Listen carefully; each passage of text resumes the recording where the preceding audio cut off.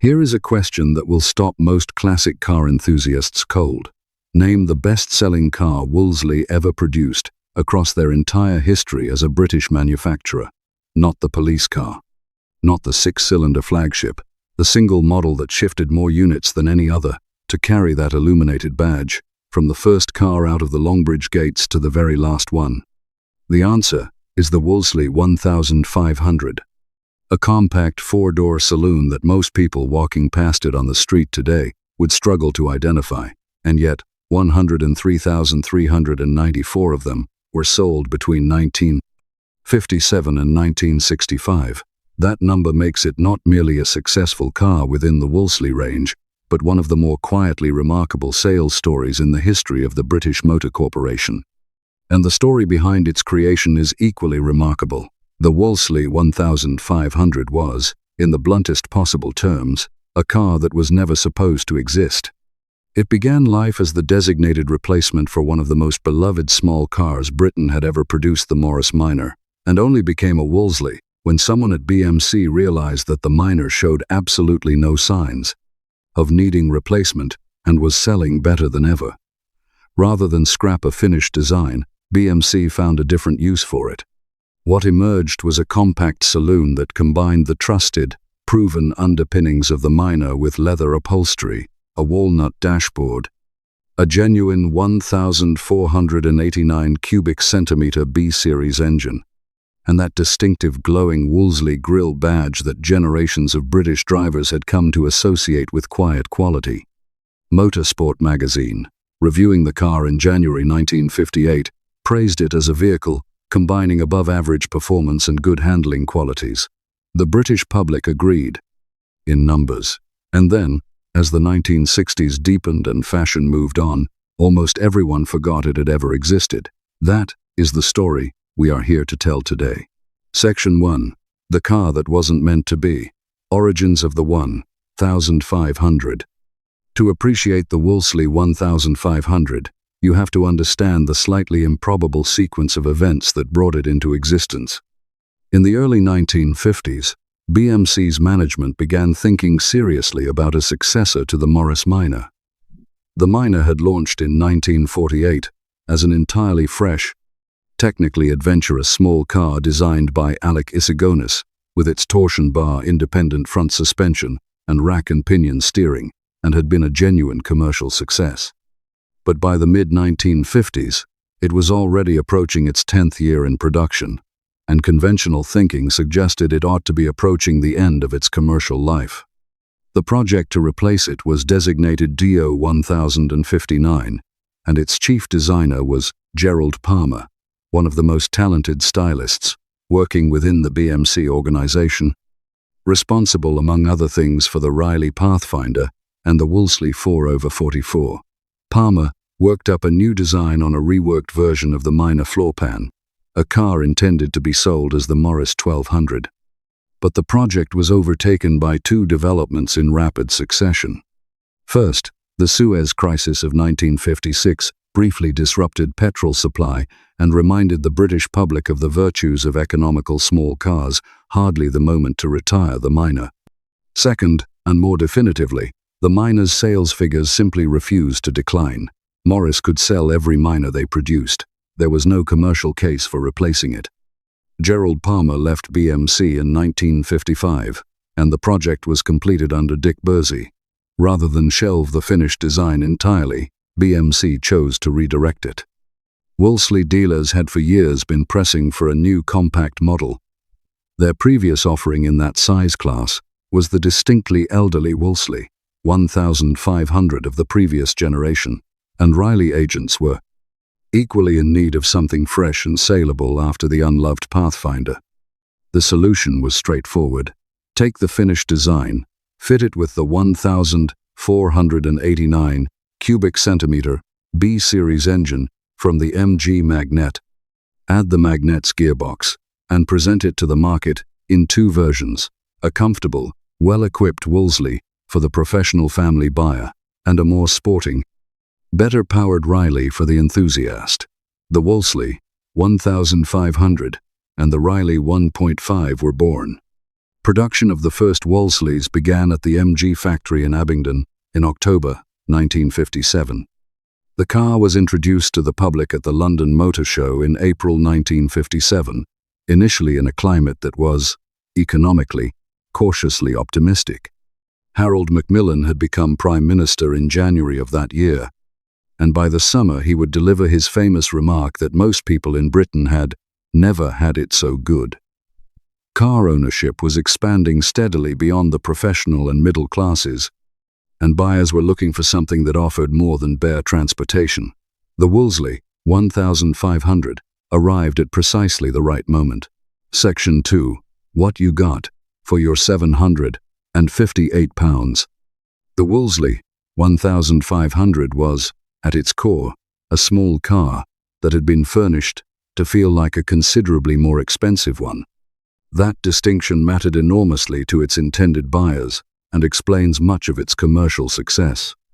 The chassis was the Morris Miners platform, reworked by Isigonis's team into a new monocoque structure. The front suspension used torsion bars, the steering was the Miners rack and pinion, precise and well regarded, and the rear axle was a live unit located on semi-elliptic leaf springs. The brakes were Lockheed hydraulic drums all round, larger than the Miners items. The 4-speed gearbox, borrowed from the MG Magnet, had synchromesh on the top 3 ratios and a central floor-mounted change that was considered a genuinely sporting feature for a family saloon of this size in 1957. The curb weight was 925 kilograms. Under the bonnet sat the 1,489 cubic centimeter B-series 4-cylinder overhead valve engine, producing 50 brake horsepower at 4,200 revolutions per minute and 74 pound-feet of torque at 3,000 revolutions per minute. In the Wolseley, this engine was fitted with a single 1¼ SU carburetor and tuned for smooth, refined cruising rather than outright performance. The Riley 1.5 received twin 1½ SUH4 carburetors, a slightly sportier cylinder head, and produced approximately 68 brake horsepower as a result. The two cars therefore addressed different buyer priorities from shared mechanical foundations. When the Motor magazine tested the Wolseley 1500 in 1957, they found a top speed of 76.7 miles per hour and acceleration from 0 to 60 miles per hour in 24.8 seconds. Fuel consumption came out at 36.6 miles per imperial gallon. The test car cost £758, including taxes of £253. For context, the Riley, with its twin carburetor engine, cost £57 more and was meaningfully quicker, 0 to 60 in 18.9 seconds, and a top speed of 82.4 miles per hour, as recorded by the Motor in 1961. But the car's real selling points were not to be found in the performance figures. They were found inside. The Wolseley 1500 was trimmed in two-tone leather upholstery on the front bucket seats. The dashboard was polished walnut, matched by walnut door cappings. The Wolseley's traditional illuminated grille badge, that small, oval glow that no other manufacturer had ever replicated, was present and correct in the radiator surround. This was a 4-seat saloon that looked, felt, and smelled like something considerably more expensive than its price suggested. Motorsport's January 1958 road test captured the spirit of the thing precisely. A sense of luxury and well-being is imparted to the Wolseley 1500 by the use of a genuine polished wood fascia and wood screen sill, matched by polished wood door fillets. 10 cubic feet of boot space was available for luggage, with the spare wheel stored in a separate compartment underneath, alongside the 7-gallon fuel tank, an arrangement that kept the load area unobstructed and usefully large for a car of these dimensions. Section 3. 3 marks. 1 character. The Wolseley 1500 remained in production for 8 years without any fundamental change to its basic engineering. What it received instead was a series of refinements across 3 distinct series, each addressing specific shortcomings while preserving the qualities that buyers valued.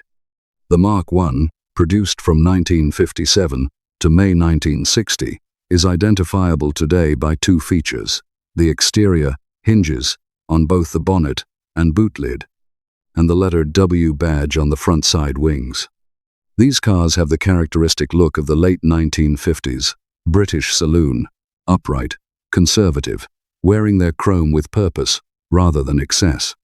In April 1959, the tire size was increased from 5.0 by 14 inches to 5.6 by 14 inches, improving road contact and ride quality. A fleet model was also introduced from 1959 for buyers, typically businesses or institutions, who wanted the car's mechanical virtues without the luxury finishes.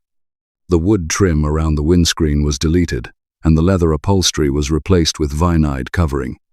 The Mark II arrived in May 1960 and addressed the most visible cosmetic criticism of the Mark I. The exterior hinges on the bonnet and boot were concealed, giving the car a cleaner, more modern profile. Interior storage was improved with the addition of a full-width parcel shelf directly beneath the fascia. The arrowhead-style side chrome trim was revised.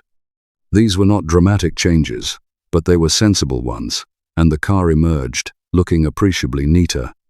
The Mark III followed in October 1961, bringing a revised front grille, new tail lamp clusters, lowered suspension settings, and more luxurious interior trim.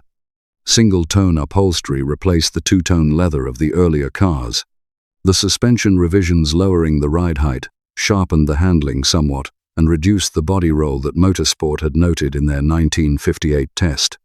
Then, in October 1962, came a change that is invisible from the outside, but significant in the context of the car's long-term mechanical reliability. The B-Series engine received the more robust crankshaft, main bearings, and related internal components that had been developed for the larger 1,622 cubic centimeter unit, now powering the Farina range Austins and Morrises. The 1,500's engine capacity remained at 1,489 cubic centimeters. The car was never given the larger engine, but the updated internals materially improved the unit's durability under sustained use. It was an improvement that owners rarely discussed, but mechanics quietly appreciated. The bottom end had become demonstrably stronger, without any change in external specification. Section 4. The market, the competition, and the sales reality. 103,394, Wolseley, 1,500s. That figure demands some reflection. It made the model the best-selling car in the entire history of the Wolseley marque, a company that had been producing automobiles since the turn of the century. It outsold the Riley 1.5, its twin, by a substantial margin. Classic and Sports Car magazine's comparison of the Wolseley 1,500 against the Singer Gazelle, its closest direct rival in the upmarket compact category of the late 1950s and early 1960s, captures the positioning clearly. The Wolseley was described as tall, narrow, and conservatively old-maidish in its appearance, especially when placed alongside the Singer's more Americanized, finned lines. That was a fair stylistic observation. The Wolseley's body had been designed in the early to mid-1950s and looked exactly that age by the time the 1960s arrived, particularly after Pininfarina's designs began to reshape the look of BMC's range with their cleaner, more international lines. But styling was not the only thing that sold cars in this period, and buyers who wanted reliability, ease of maintenance, and an interior that felt genuinely crafted rather than merely assembled, found the Wolseley's proposition consistently compelling throughout its production life. The combination of Morris minor underpinnings, proven, understood, and supported by a vast network of mechanics who knew them inside and out, with the B-Series engine's well-documented durability, created exactly the sort of mechanical proposition that the professional buyer of the B-Series late 1950s trusted. As one owner who bought a barn, Find 1,500, noted in Cult Classics magazine, the car never broke down across the period of his ownership. The single carburetor B-Series in Wolseley tune was not a demanding engine. It did not push hard against its internal tolerances the way the twin-carburetor Riley unit did under spirited driving. It asked to be run at moderate revs, kept in service with regular oil changes, and driven with the measured unhurriedness that the high-geared 4-speed gearbox naturally encouraged. In return, it gave reliable, economical transportation across mileages that would have been considered ambitious by many of its contemporaries. The updated crankshaft and bearings introduced in October 1962 simply reinforced what the engine already did well. The car was produced in Australia from 1958 by BMC Australia, alongside the cheaper Morris Major and Austin Lancer, less luxurious derivatives built from the same platform. The Australian Wolseley 1500 was discontinued in 1959 when revised Series 2 versions of the Major and Lancer were released. A small but historically notable batch of 110 cars was also produced for the Republic of Ireland market using a 1.2-litre version of the B-Series engine, making them distinguishable from every other 1500 built. Section 5. Forgotten but not gone. The 1500 today. Spend any time looking at the survival figures for the Wolseley 1500 and you encounter a sobering reality. Of the 103,394 built, fewer than 2,000 remain in the United Kingdom. The Morris Minor, the car, the 1500 was originally conceived to replace, stayed in production until 1971, and sold over 1,368,000. Examples. More than 20,000 minors remain on British roads today. The Wolseley's survival rate, by contrast, reflects both its lower production volume and the fact that for many years these cars were considered too ordinary to preserve and too underpowered to excite. They were simply used, worn out, and scrapped. Those that do survive are accessible in terms of value, though the market has moved. Good condition examples have been selling in the range of £6,000 and above for the best cars, with honest runners available for considerably less. The Mark I cars with their two-tone leather interiors and exterior hinged bonnets command the most interest from collectors who want the authentic character of the original design. The Mark III, despite its updated suspension and revised interior, is sometimes considered the least characteristic of the 3 Series, precisely because its single-tone upholstery and revised grille give it a slightly more anonymous appearance. Mechanically, the 1500 benefits enormously from its shared heritage with the Morris Minor. The B-Series engine, in various displacements, powered everything from the Minor itself to the MGA sports car to the Austin Cambridge Saloon and the support network for its spare parts. Specialist knowledge, sympathetic rebuilders is as comprehensive as it is for any unit from the British Motor Corporation's catalogue. The Minor-derived front suspension requires regular greasing of the steering swivel pins every 1,000 miles. Neglect this, and the pins wear quickly. The lever arm dampers are period correct, but finite in service life, and some owners have fitted aftermarket anti-roll bar kits to address the body roll that the car's original suspension geometry always permitted. These are known quantities for anyone who has worked on a Minor, and that familiarity has protected the 1500 from the worst of the attrition that has claimed more obscure classics. The Wolseley 1500 carries a tag in the motor-car.net catalogue that reads simply, Heartbeat. Those who know the long-running British television series set in a 1960s North Yorkshire village will understand immediately. A Wolseley 1500 parked outside a stone farmhouse or idling along a market town high street is as perfectly composed a period image as British motoring history has to offer. It belongs to a very specific time, a very specific Britain, and a very specific set of values about what a motor car was supposed to be and do. The Wolseley 1500 was a car born from pragmatism rather than vision, and it went on to become one of the most commercially successful models in its manufacturer's history. That alone is a story worth telling. But the more interesting story is what the 1500 tells us about what British car buyers of the late 1950s and early 1960s actually wanted and how competently BMC delivered it.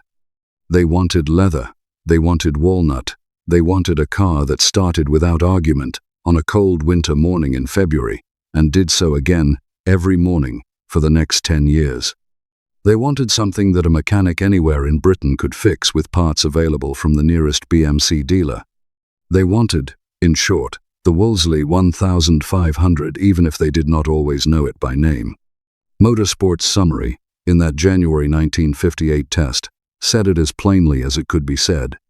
Those who want Morris Minor characteristics with considerably enhanced performance and additional luxury equipment will stop searching after trying the Wolseley 1500, 103,000. 394 buyers evidently agreed with that assessment, and then life moved on. The 1960s became something else entirely, and this quiet, dignified, utterly dependable little saloon was largely forgotten. It deserves better than that. Not as an object of passion or a weekend sports car, it was never those things, and honest appreciation does not require pretending otherwise. But as a piece of evidence about how well the British motor industry could do its job when it was focused on giving customers exactly what they needed, the Wolseley 1500 makes a remarkably compelling case. Now we would love to hear your memories of these cars. Did you learn to drive in one?